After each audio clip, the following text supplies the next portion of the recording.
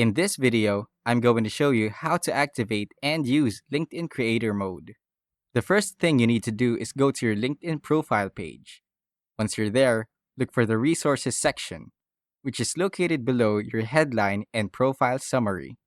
Click on the Resources button. In the drop-down menu, you should see an option called Creator Mode. If you don't see Creator Mode here, it may mean LinkedIn hasn't rolled it out to your account yet.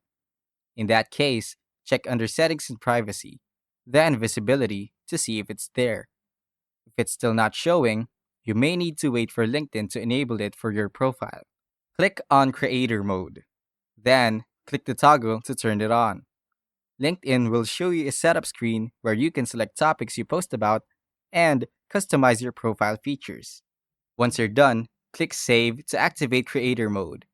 Your profile will now display your content more prominently, and you'll have access to additional creator tools. If you found this video helpful, please like and subscribe for more quick LinkedIn tips.